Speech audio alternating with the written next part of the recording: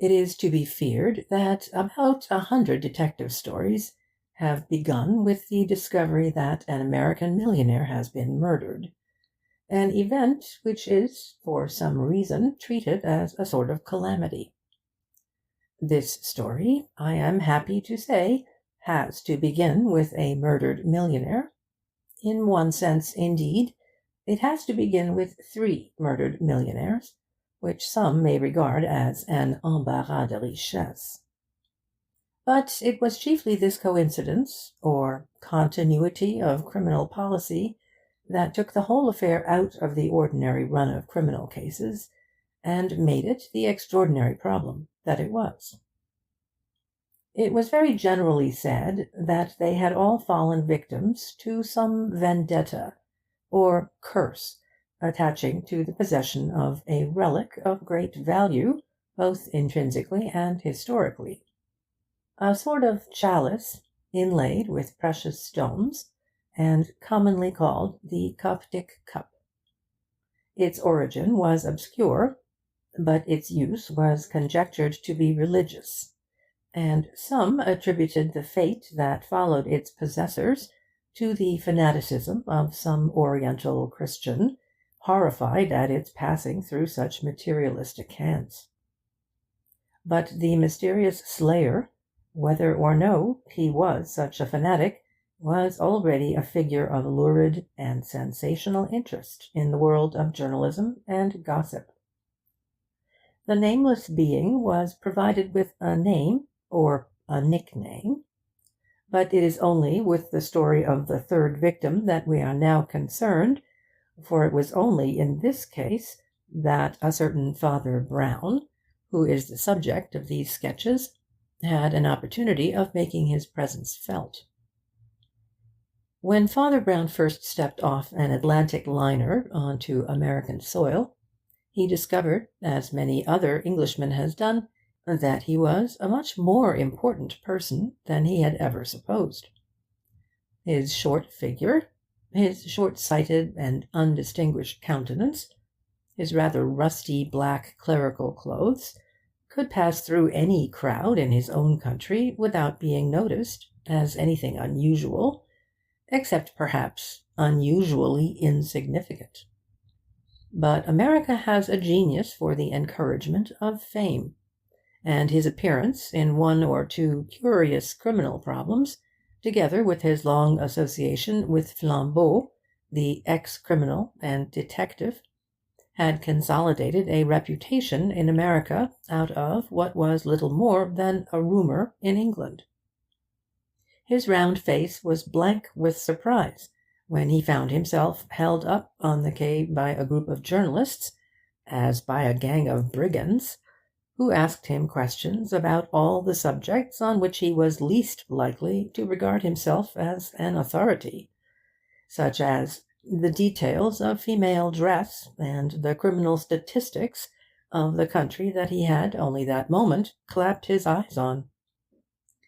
Perhaps it was the contrast with the black embattled solidarity of this group that made more vivid another figure that stood apart from it, equally black against the burning white daylight of that brilliant place and season, but entirely solitary.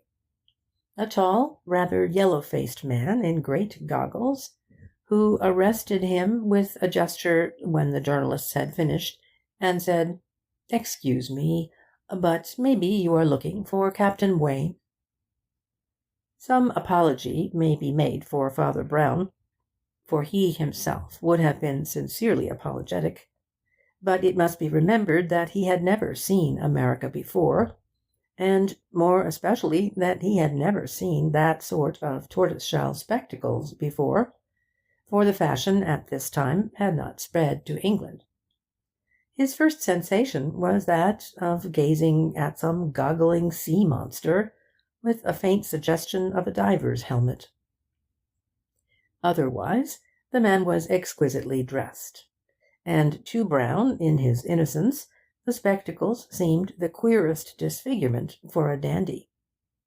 It was as if a dandy had adorned himself with a wooden leg as an extra touch of elegance. The question also embarrassed him. An American aviator of the name of Wayne, a friend of some friends of his own in France, was indeed one of a long list of people he had some hope of seeing during his American visit. But he had never expected to hear of him so soon.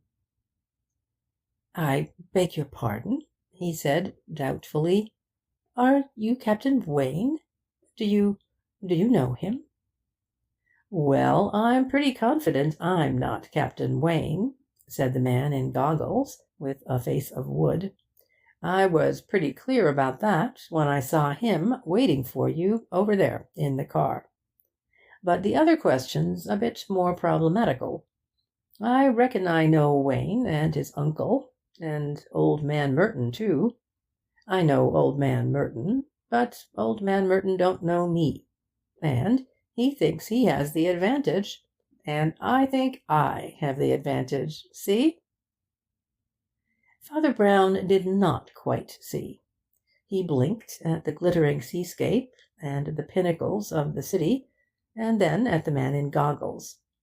It was not only the masking of the man's eyes that produced the impression of something impenetrable.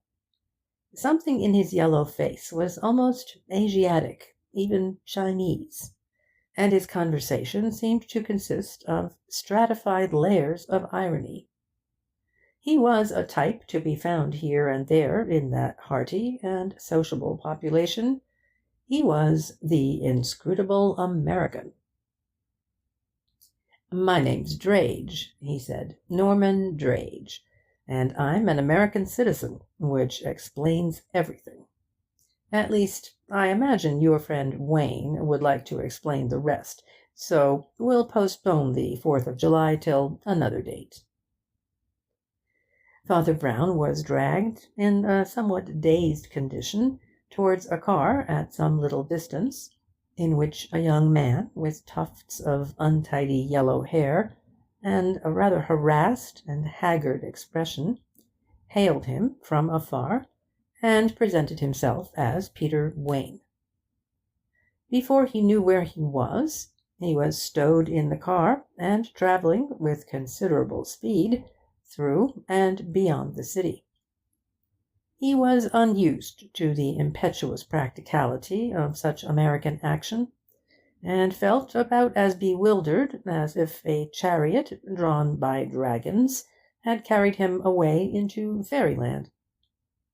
It was under these disconcerting conditions that he heard for the first time, in long monologues from Wayne and short sentences from Drage, the story of the Coptic cup and the two crimes already connected with it. It seemed that Wayne had an uncle named Craik, who had a partner named Merton, who was number 3 in the series of rich businessmen to whom the cup had belonged. The first of them, Titus P. Trant, the Copper King, had received threatening letters from somebody signing himself Daniel Doom. The name was presumably a pseudonym, but it had come to stand for a very public, if not a very popular character, for somebody as well known as Robin Hood and Jack the Ripper combined. For it soon became clear that the writer of the threatening letter did not confine himself to threatening. Anyhow, the upshot was that old Trant was found one morning with his head in his own lily pond, and there was not the shadow of a clue. The cup was fortunately safe in the bank, and it passed with the rest of Trant's property to his cousin, Brian Horder, who was also a man of great wealth, and who was also threatened by the nameless enemy. Brian Horder was picked up dead at the foot of a cliff outside his seaside residence, at which there was a burglary, this time on a large scale. For though the cup apparently again escaped, enough bonds and securities were stolen to leave Horder's financial affairs in confusion. "Brian Horder's a widow," explained Wayne, had to sell most of his valuables, I believe, and Brander Merton must have purchased the cup at that time, for he had it when I first knew him. But you can guess for yourself that it's not a very comfortable thing to have. "Has Mr. Merton ever had any of the threatening letters?" asked Father Brown after a pause. "I imagine he has," said Mr. Drage, and something in his voice made the priest look at him curiously, until he realized that the man in goggles was laughing silently, in a fashion that gave the newcomer something of a chill. "I'm pretty sure he has," said Peter Wayne, frowning. "I've not seen the letters. Only his secretary sees any of his letters, for he's pretty reticent about business matters, as big business men have to be. But I've seen him real upset and annoyed with letters, and letters that he tore up, too, before even his secretary saw them. The secretary himself is getting nervous, and says he is sure somebody is laying for the old man. And the long and the short of it is that we'd be very grateful for a little advice in the matter. Everybody knows your great reputation, Father Brown, and the secretary asked me to see if you'd mind coming straight out to the Merton house at once." "Oh, I see," said Father Brown, on whom the meaning of this apparent kidnapping began to dawn at last. "But really, I don't see that I can do any more than you can. You're on the spot, and must have 100 times more data for a scientific conclusion than a chance visitor." "Yes," said Mr. Drage dryly, "our conclusions are much too scientific to be true. I reckon if anything hit a man like Titus P. Trent, it just came out of the sky without waiting for any scientific explanation. What they call a bolt from the blue." "You can't possibly mean," cried Wayne, "that it was supernatural?" But it was by no means easy, at any time, to discover what Mr. Drage could possibly mean, except that if he said somebody was a real smart man, he very probably meant he was a fool.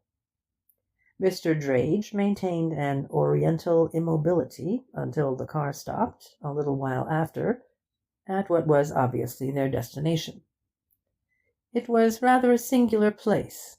They had been driving through a thinly wooded country that opened into a wide plain, and just in front of them was a building consisting of a single wall or very high fence, round, like a Roman camp, and having rather the appearance of an aerodrome.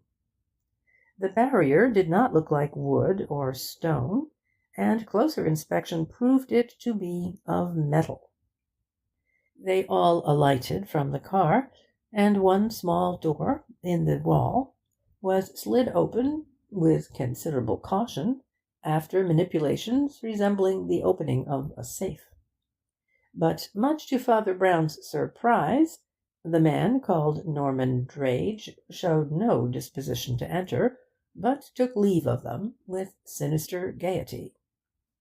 "I won't come in," he said. "It'd be too much pleasurable excitement for old man Merton, I reckon. He loves the sight of me so much that he'd die of joy." And he strode away, while Father Brown, with increasing wonder, was admitted through the steel door, which instantly clicked behind him. Inside was a large and elaborate garden of gay and varied colours, but entirely without any trees or tall shrubs or flowers. In the centre of it rose a house of handsome and even striking architecture, but so high and narrow as rather to resemble a tower. The burning sunlight gleamed on glass roofing here and there at the top, but there seemed to be no windows at all in the lower part of it. Over everything was that spotless and sparkling cleanliness that seemed so native to the clean American air. When they came inside the portal, they stood amid resplendent marble and metals and enamels of brilliant colours, but there was no staircase. Nothing but a single shaft for a lift went up the centre between the solid walls, and the approach to it was guarded by heavy, powerful men like plainclothes policemen. "Pretty elaborate protection, I know," said Wayne. "Maybe it makes you smile a little, Father Brown, to find Merton has to live in a fortress like this, without even a tree in the garden for any one to hide behind.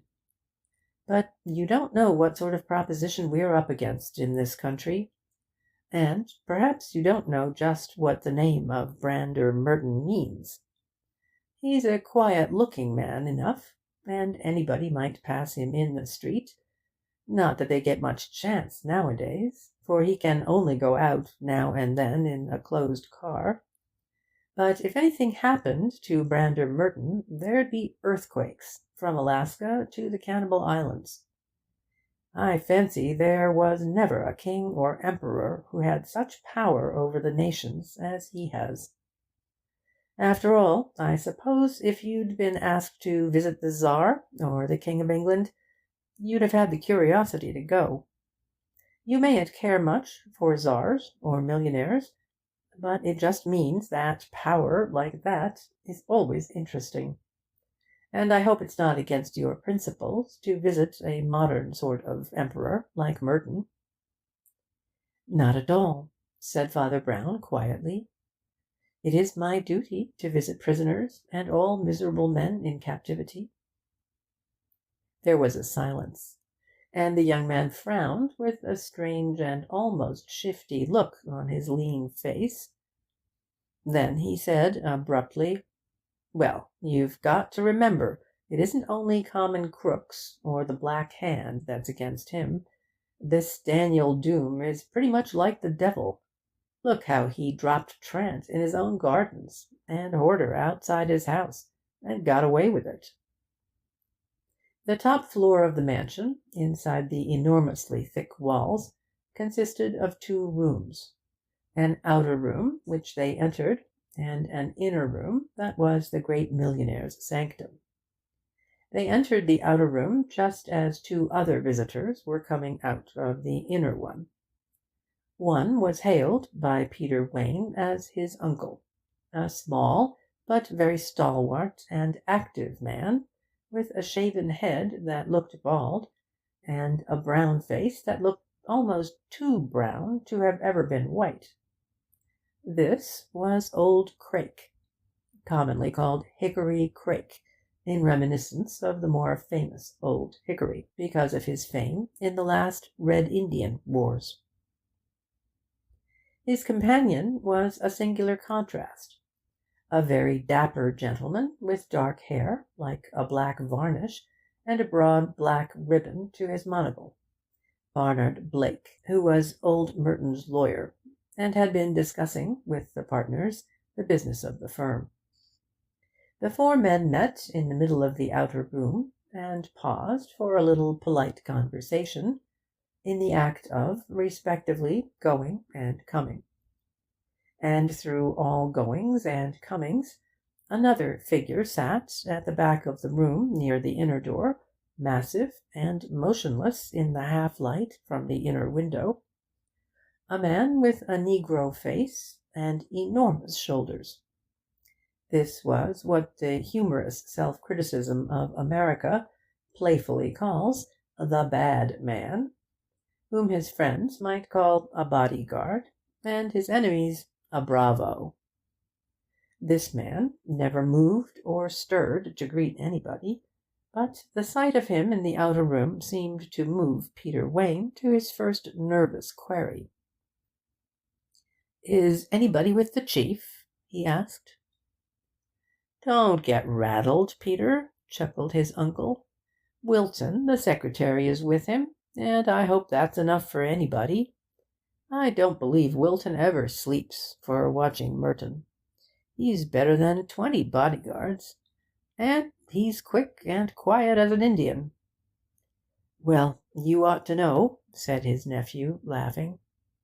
"I remember the Red Indian tricks you used to teach me when I was a boy and liked to read Red Indian stories. But in my Red Indian stories, Red Indians seemed always to have the worst of it."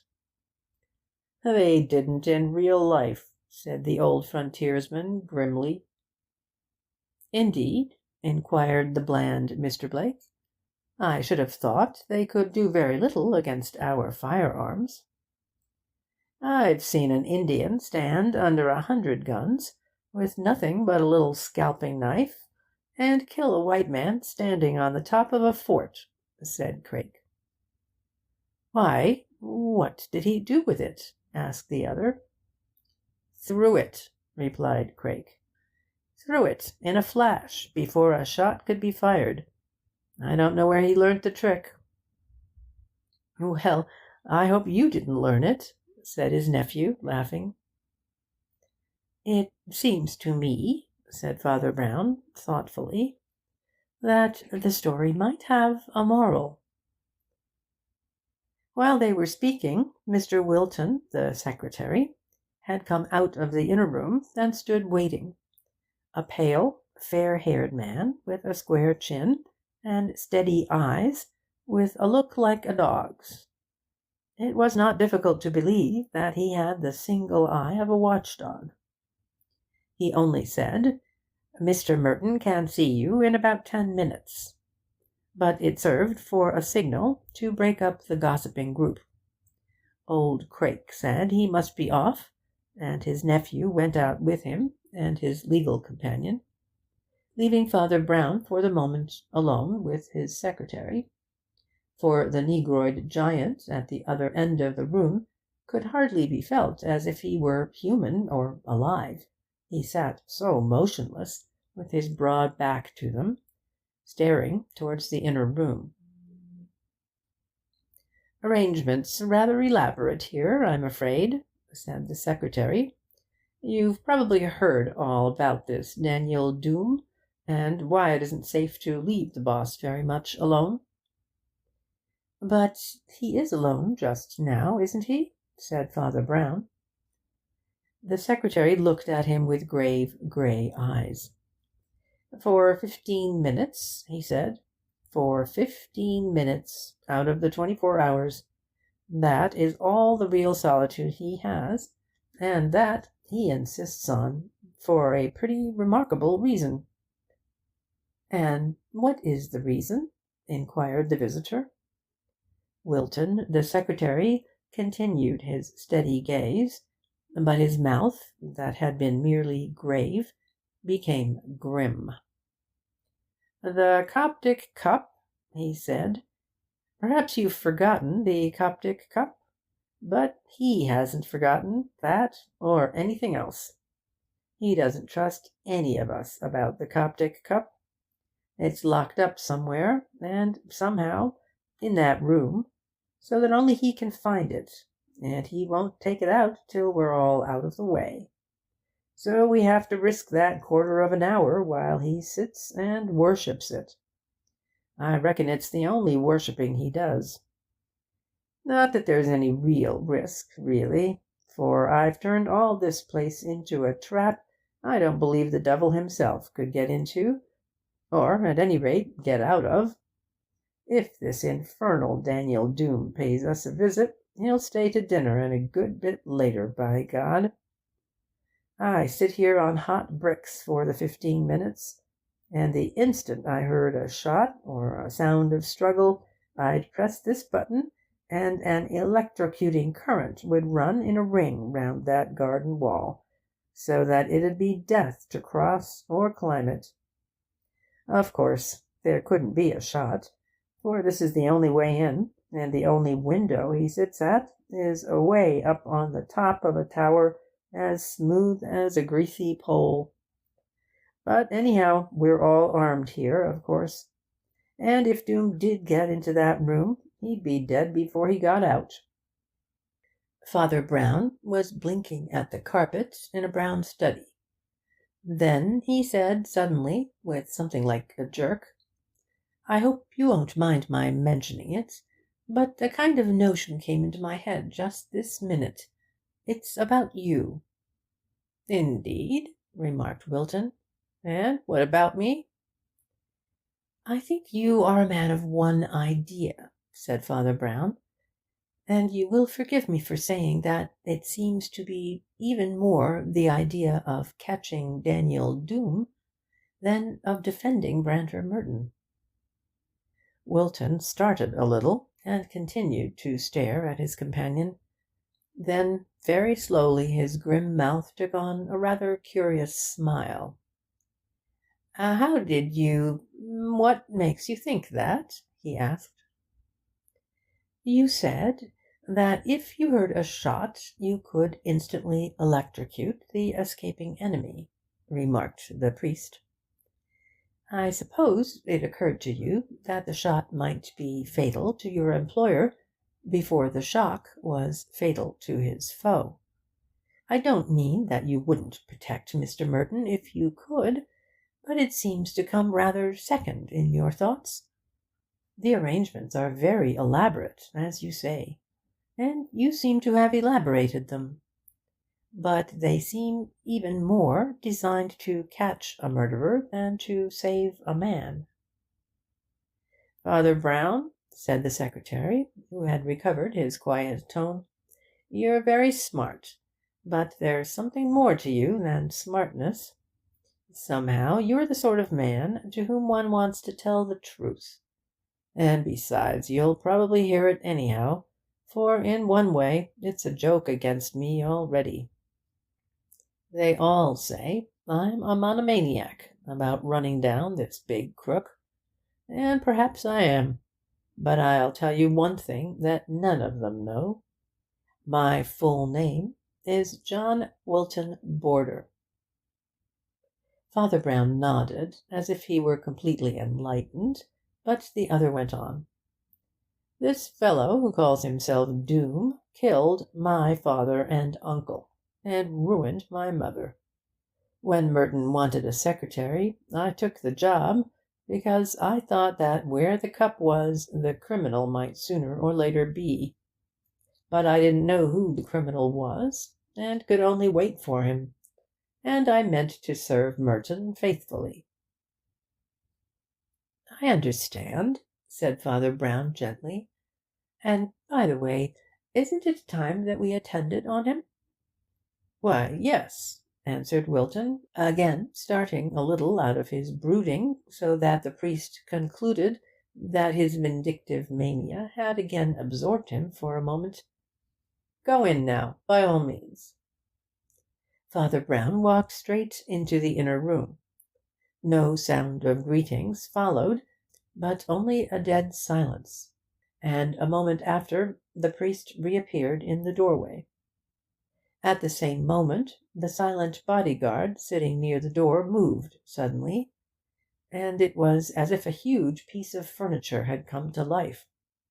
It seemed as though something in the very attitude of the priest had been a signal, for his head was against the light from the inner window, and his face was in shadow. "I suppose you will press that button," he said, with a sort of sigh. Wilton seemed to awake from his savage brooding with a bound, and leapt up with a catch in his voice. "There was no shot!" he cried. "Well," said Father Brown, "it depends on what you mean by a shot." Wilton rushed forward, and they plunged into the inner room together. It was a comparatively small room, and simply though elegantly furnished. Opposite to them one wide window stood open, overlooking the garden and the wooded plain. Close up against the window stood a chair and a small table, as if the captive desired as much air and light as was allowed him during his brief luxury of loneliness. On the little table under the window stood the Coptic cup. Its owner had evidently been looking at it in the best light. It was well worth looking at, for that white and brilliant daylight turned its precious stones to many-coloured flames so that it might have been a model of the Holy Grail. It was well worth looking at. But Brander Merton was not looking at it, for his head had fallen back over his chair, his mane of white hair hanging towards the floor, and his spike of grizzled beard thrust up towards the ceiling, and out of his throat stood a long, brown-painted arrow with red feathers at the other end. "A silent shot," said Father Brown in a low voice. "I was just wondering about those new inventions for silencing firearms. But this is a very old invention, and quite as silent." Then, after a moment, he added, "I'm afraid he is dead. What are you going to do?" The pale secretary roused himself with abrupt resolution. "I'm going to press that button, of course," he said, "and if that doesn't do for Daniel Doom, I'm going to hunt him through the world till I find him." "Take care it doesn't do for any of our friends," observed Father Brown. "They can hardly be far off. We'd better call them." "That lot all know about the wall," answered Wilton. "None of them will try to climb it, unless one of them is in a great hurry." Father Brown went to the window by which the arrow had evidently entered, and looked out. The garden, with its flat flower beds, lay far below like a delicately coloured map of the world. The whole vista seemed so vast and empty. The tower seemed set so far up in the sky that as he stared out a strange phrase came back to his memory. "A bolt from the blue," he said. What was that somebody said about a bolt from the blue and death coming out of the sky? Look how far away everything looks. It seems extraordinary that an arrow could come so far, unless it were an arrow from heaven."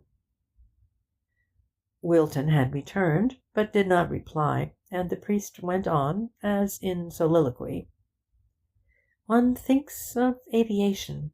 We must ask young Wayne about aviation." "There's a lot of it around here," said the secretary. "Case of very old or very new weapons." "Case of very old or very new weapons," observed Father Brown. "Some would be quite familiar to his old uncle, I suppose. We must ask him about arrows. This looks rather like a Red Indian arrow. I don't know where the Red Indian shot it from, but you remember the story the old man told. I said it had a moral." "If it had a moral," said Wilton warmly, "it was only that a real Red Indian might shoot a thing farther than you'd fancy. It's nonsense your suggesting a parallel." "I don't think you've got the moral quite right," said Father Brown. Although the little priest appeared to melt into the millions of New York next day, without any apparent attempt to be anything but a number in a numbered street, he was, in fact, unobtrusively busy for the next fortnight with the commission that had been given him, for he was filled with profound fear about a possible miscarriage of justice. Without having any particular air of singling them out from his other new acquaintances, he found it easy to fall into talk with the 2 or 3 men recently involved in the mystery, and with old Hickory Crake especially he had a curious and interesting conversation. It took place on a seat in Central Park, where the veteran sat with his bony hands and hatchet face resting on the oddly shaped head of a walking-stick of dark red wood, possibly modelled on a tomahawk. "Well, it may be a long shot," he said, wagging his head, "but I wouldn't advise you to be too positive about how far an Indian arrow could go. I've known some bow shots that seemed to go straighter than any bullets, and hit the mark to amazement, considering how long they'd been travelling. Of course, you practically never hear now of a Red Indian with a bow and arrows, still less of a Red Indian hanging about here. But if by any chance there were one of the old Indian marksmen, with one of the old Indian bows, hiding in those trees hundreds of yards beyond the Merton outer wall, why, then, I wouldn't put it past the noble savage to be able to send an arrow over the wall and into the top window of Merton's house. No, nor into Merton either. I've seen things quite as wonderful as that done in the old days. No doubt, said the priest. You have done things quite as wonderful, as well as seen them. Old Craik chuckled, and then said gruffly, "Oh, that's all ancient history." Some people have a way of studying ancient history, the priest said. I suppose we may take it there is nothing in your old record to make people talk unpleasantly about this affair. What do you mean? Demanded Craik, his eyes shifting sharply for the first time in his red wooden face that was rather like the head of a tomahawk. Well, since you were so well acquainted with all the arts and crafts of the redskin, began Father Brown slowly. Craik had had a hunched and almost shrunken appearance as he sat with his chin propped on its queer-shaped crutch, but the next instant he stood erect in the path, like a fighting bravo, with the crutch clutched like a cudgel. "What?" he cried, in something like a raucous screech. "What the hell? Are you standing up to me to tell me I might happen to have murdered my own brother-in-law?" From a dozen seats dotted about the path, people looked towards the disputants as they stood facing each other in the middle of the path, the bald-headed, energetic little man brandishing his outlandish stick like a club, and the black dumpy figure of the little cleric looking at him without moving a muscle, save for his hinging eyelids. For a moment it looked as if the black dumpy figure would be knocked on the head and laid out with true Red Indian promptitude and dispatch, and the large form of an Irish policeman could be seen, heaving up in the distance and bearing down on the group. But the priest only said, quite placidly, like one answering an ordinary query, "I have formed certain conclusions about it, but I do not think I will mention them until I make my report." Whether under the influence of the footsteps of the policeman or of the eyes of the priest, Old Hickory tucked his stick under his arm and put his hat on again, grunting. The priest bade him a placid good morning, and passed in an unhurried fashion out of the park, making his way to the lounge of the hotel, where he knew that young Wayne was to be found. The young man sprang up with a greeting. He looked even more haggard and harassed than before, as if some worry were eating him away, and the priest had a suspicion that his young friend had recently been engaged, with only too conspicuous success, in evading the last amendment of the American Constitution. But at the first word about his hobby or favourite science, he was vigilant and concentrated enough, for Father Brown had asked, in an idle and conversational fashion, whether much flying was done in that district, and had told how he had at first mistaken Mr. Merton's circular wall for an aerodrome. "It's a wonder you didn't see any while we were there," answered Captain Wayne. "Sometimes they're as thick as flies. That open plain is a great place for them, and I shouldn't wonder if it were the chief breeding ground, so to speak, for my sort of birds in the future. I've flown a good deal there myself, of course, and I know most of the fellows about here who flew in the war. But there are a whole lot of people taking to it out there now whom I never heard of in my life. I suppose it will be like motoring soon, and every man in the States will have one." "Being endowed by his Creator," said Father Brown with a smile, "with the right to life, liberty, and the pursuit of motoring, not to mention aviation. So I suppose we may take it that one strange aeroplane, passing over that house at certain times, wouldn't be noticed much." "No," replied the young man, "I don't suppose it would." "Or even if the man were known," went on the other, "I suppose he might get hold of a machine that wouldn't be recognised as his.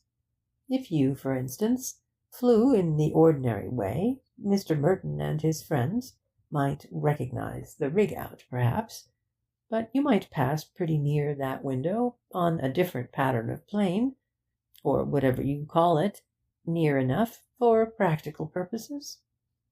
"Well, yes," began the young man, almost automatically, and then ceased, and remained staring at the cleric with an open mouth and eyes standing out of his head.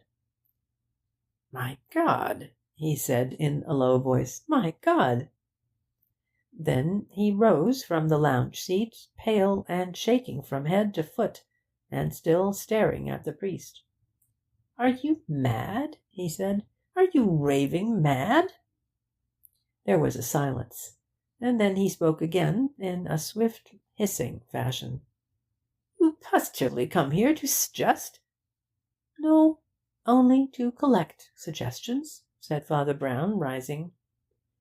"I may have formed some conclusions provisionally, but I had better reserve them for the present." And then, saluting the other with the same stiff civility, he passed out of the hotel to continue his curious peregrinations. By the dusk of that day they had led him down the dingy streets and steps that straggled and tumbled towards the river in the oldest and most irregular part of the city.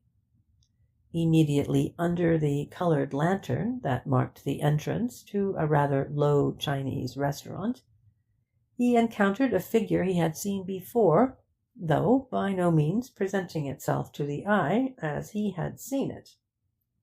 Mr. Norman Drage still confronted the world grimly behind his great goggles, which seemed somehow to cover his face like a dark mask of glass. But except for the goggles, his appearance had undergone a strange transformation in the month that had elapsed since the murder. He had then, as Father Brown had noted, been dressed up to the nines. Up to that point, indeed, where there begins to be too fine a distinction between the dandy and the dummy outside a tailor's shop. But now all those externals were mysteriously altered for the worse, as if the tailor's dummy had been turned into a scarecrow. His top hat still existed, but it was battered and shabby. His clothes were dilapidated. His watch chain and minor ornaments were gone.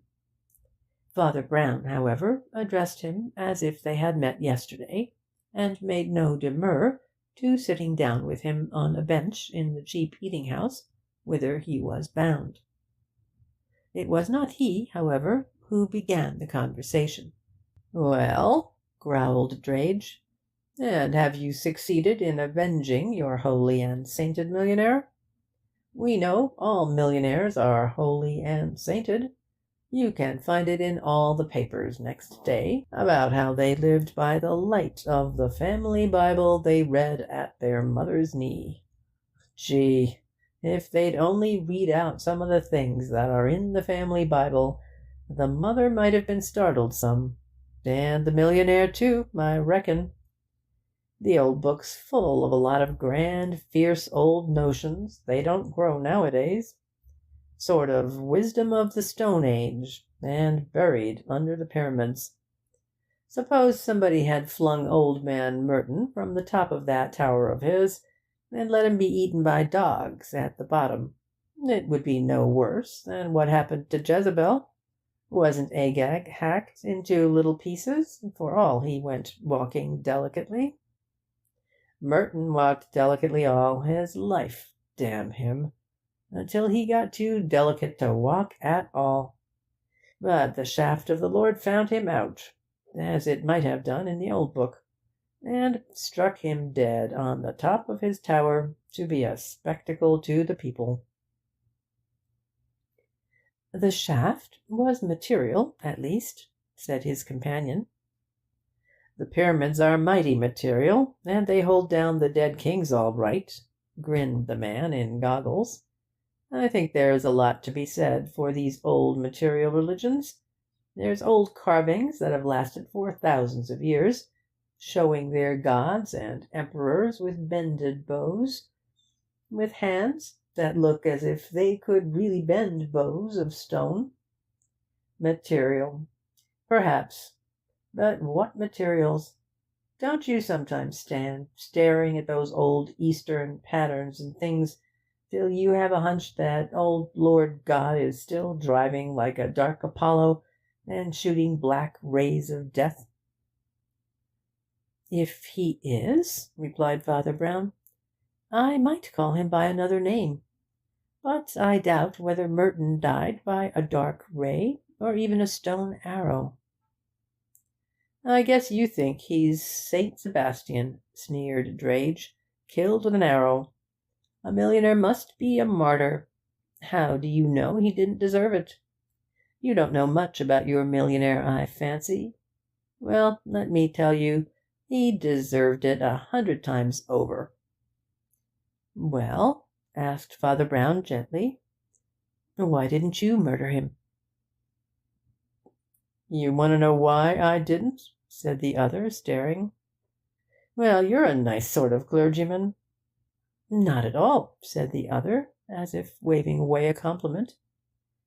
I suppose it's your way of saying I did, snarled Drage. Well, prove it, that's all. As for him, I reckon he was no loss. Yes, he was, said Father Brown sharply. He was a loss to you. That's why you didn't kill him. And he walked out of the room, leaving the man in goggles gaping after him. It was nearly a month later that Father Brown revisited the house where the third millionaire had suffered from the vendetta of Daniel Doom. A sort of council was held of the persons most interested.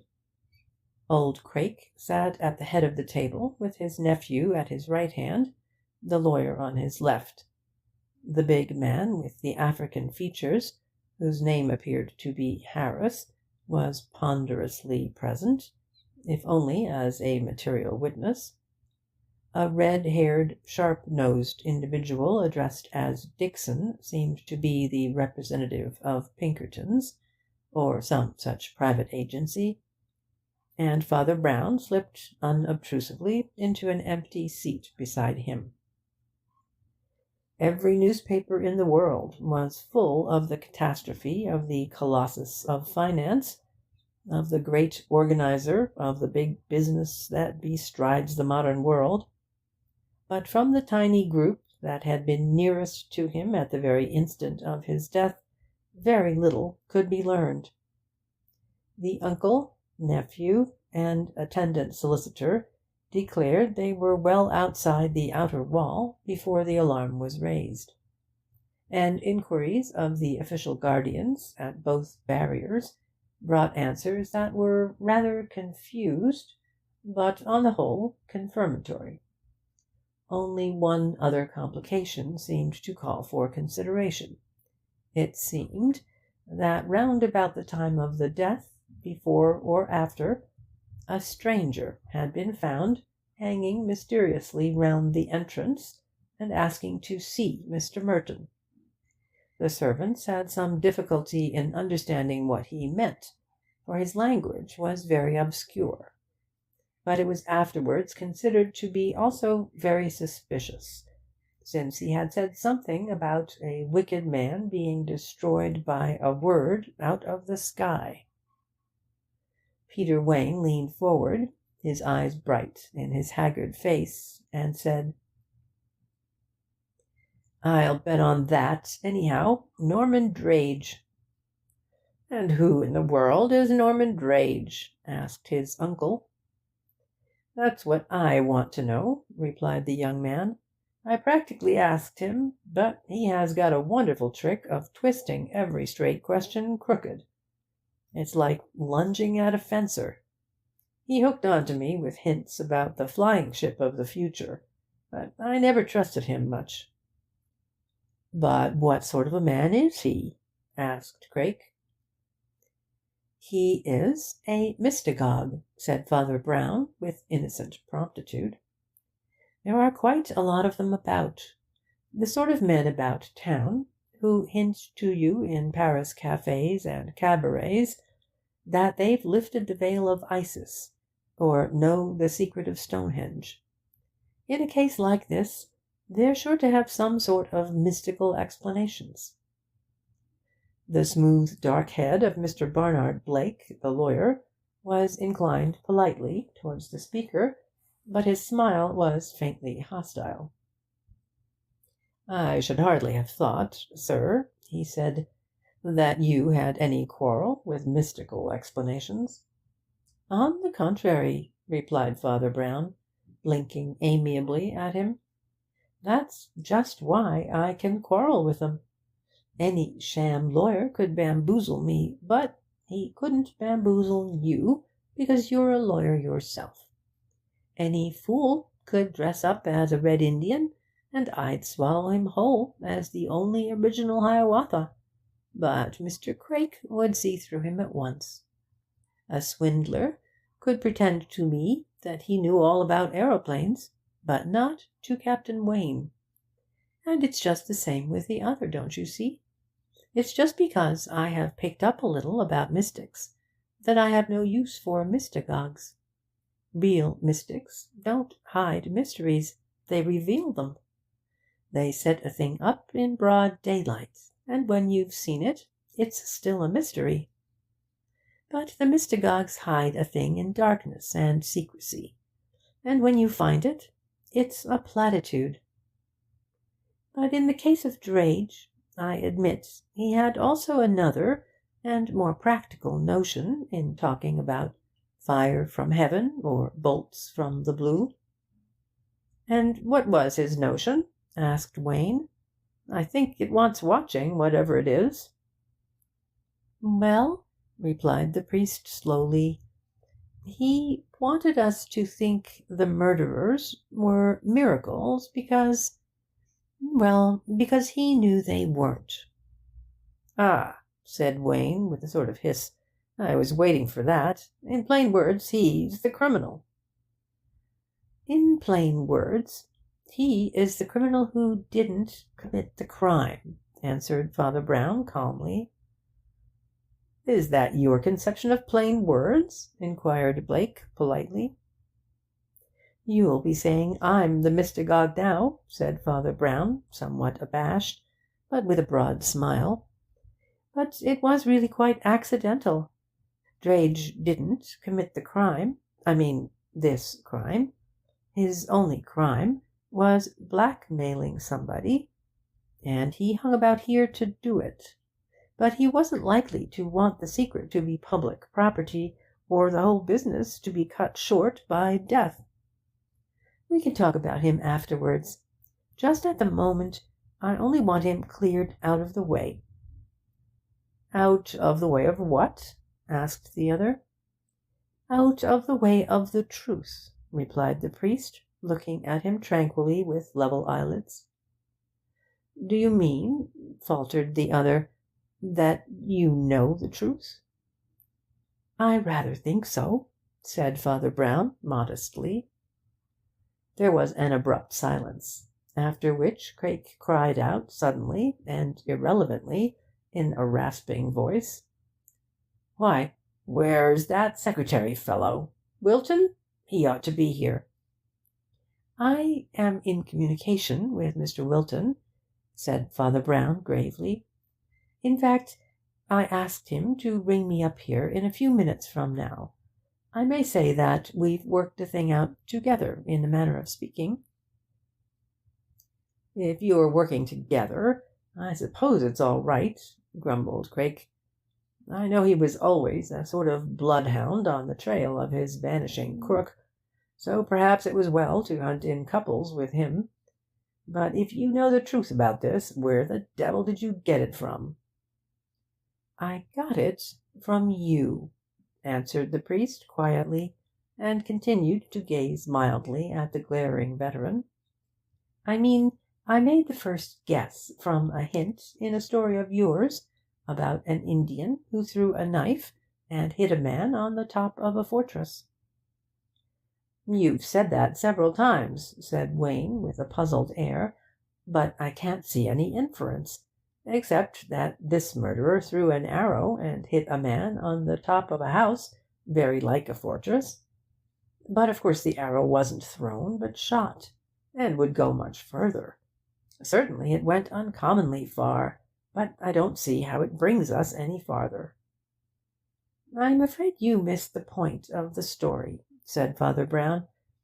"It isn't that if one thing can go far, another can go farther. It is that the wrong use of a tool can cut both ways. The men on Craik's fort thought of a knife as a thing for a hand-to-hand fight, and forgot that it could be a missile like a javelin. Some other people I know thought of a thing as a missile like a javelin, and forgot that, after all, it could be used hand to hand as a spear. In short, the moral of the story is that, since a dagger can be turned into an arrow, so can an arrow be turned into a dagger." They were all looking at him now, but he continued in the same casual and unconscious tone. "Naturally, we wondered and worried a good deal about who shot that arrow through the window, and whether it came from far away, and so on. But the truth is that nobody shot the arrow at all. It never came in at the window at all." "Then how did it come there?" asked this worthy lawyer, with a rather lowering face. "Somebody brought it with him, I suppose," said Father Brown. "It wouldn't be hard to carry or conceal. Somebody had it in his hand as he stood with Merton in Merton's own room. Somebody thrust it into Merton's throat like a poignard, and then had the highly intelligent idea of placing the whole thing at such a place and angle that we all assumed in a flash that it had flown in at the window like a bird." "Somebody?" said old Craik, in a voice as heavy as stone. The telephone bell rang with a strident and horrible clamour of insistence. It was in the adjoining room, and Father Brown had darted there before anybody else could move. "What the devil is it all about?" cried Peter Wayne, who seemed all shaken and distracted. "He said he expected to be rung up by Wilton, the secretary," replied his uncle in the same voice. "I suppose it is Wilton," observed the lawyer, like one speaking to fill up a silence. But nobody answered the question until Father Brown reappeared suddenly and silently in the room, bringing the answer. "Gentlemen," he said, when he had resumed his seat, "it was you who asked me to look into the truth about this puzzle, and having found the truth, I must tell it without any pretence of softening the shock. I'm afraid anybody who pokes his nose into things like this can't afford to be a respecter of persons." "I suppose," said Craik, breaking the silence that followed, "that means that some of us are accused or suspected." "All of us are suspected," answered Father Brown. "I may be suspected myself, for I found the body." "Of course we're suspected," snapped Wayne. "Father Brown kindly explained to me how I could have besieged the tower in a flying machine." "No," replied the priest, with a smile. You described to me how you could have done it.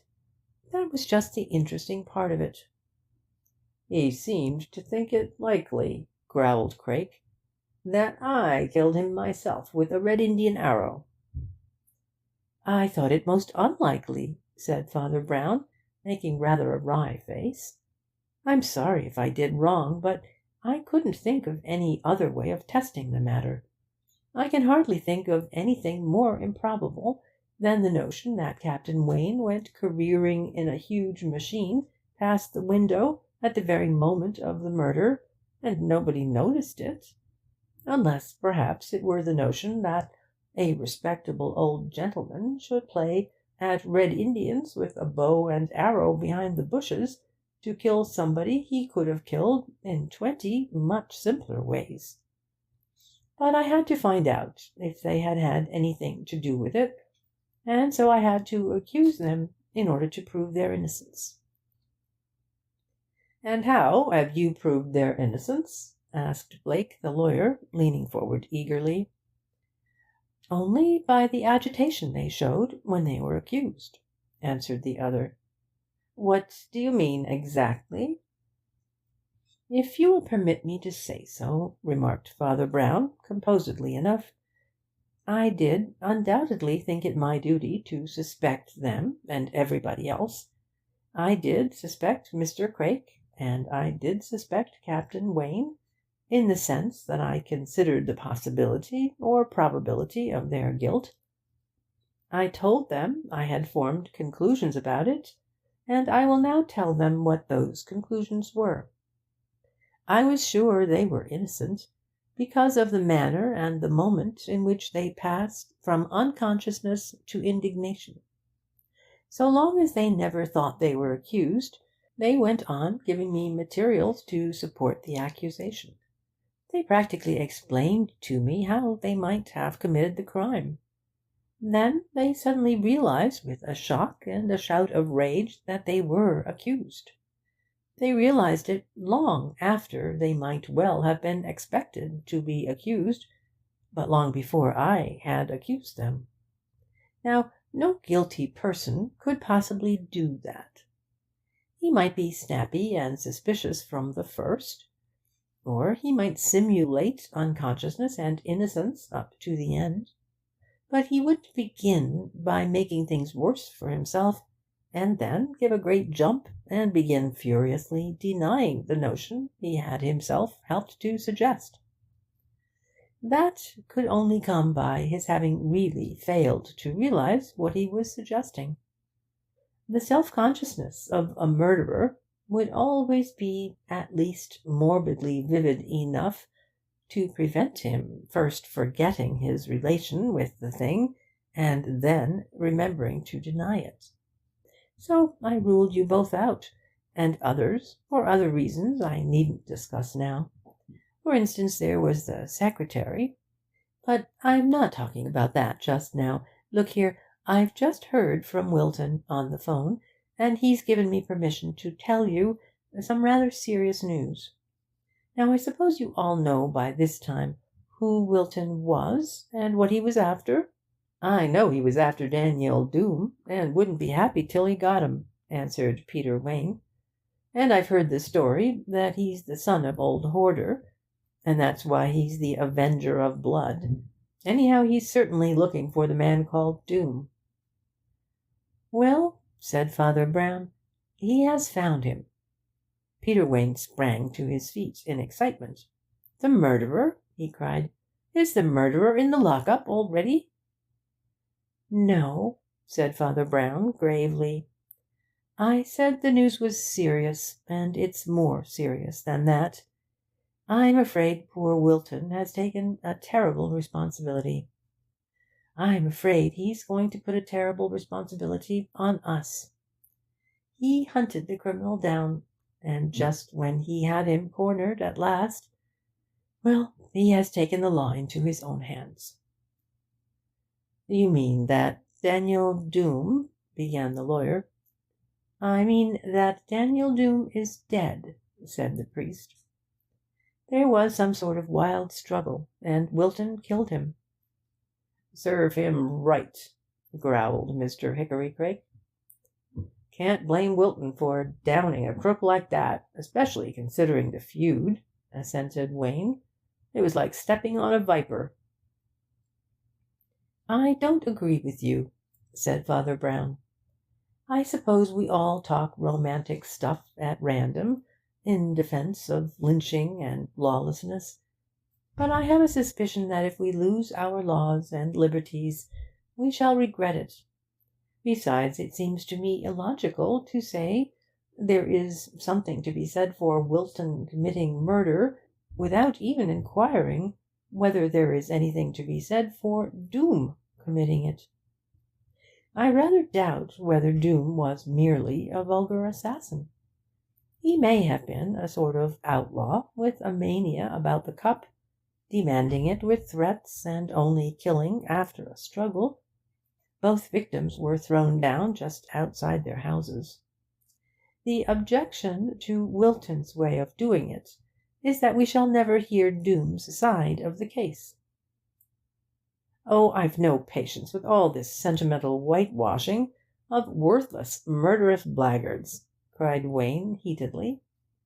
"If Wilton croaked the criminal, he did a jolly good day's work, and there's an end of it."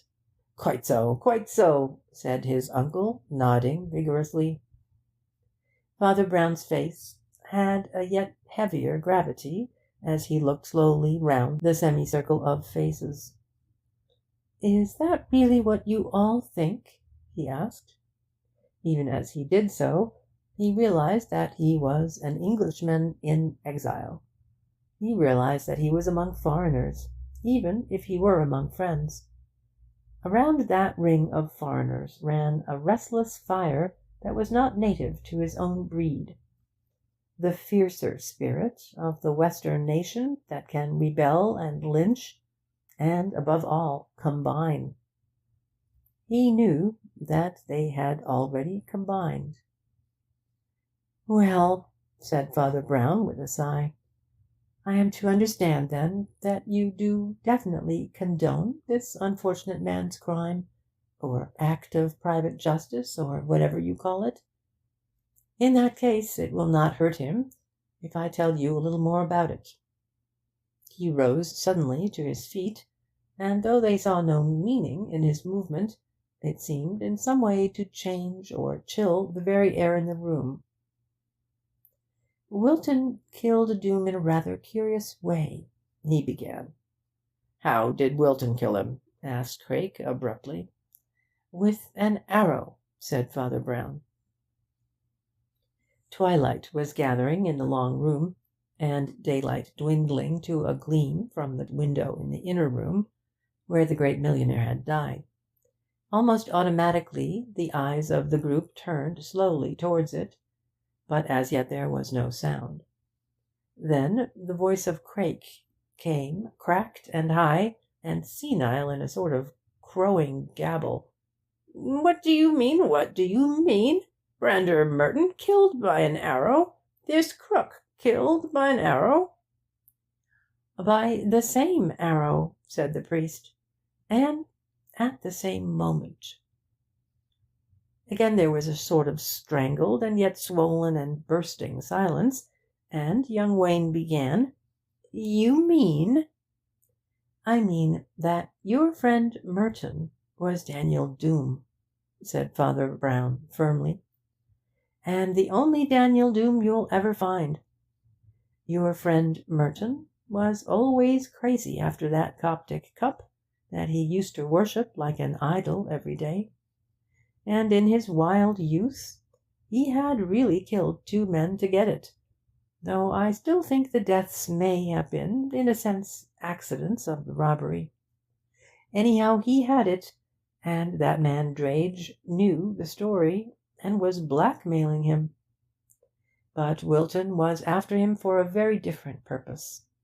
I fancy he only discovered the truth when he got into this house. But anyhow, it was in this house and in that room that this hunt ended, and he slew the slayer of his father." For a long time nobody answered.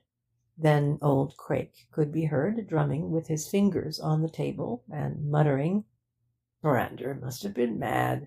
He must have been mad." "But, good Lord!" burst out Peter Wayne. "What are we to do? What are we to say? Oh, it's all quite different. What about the papers and the big business people? Brander Merton is a thing like the President or the Pope of Rome."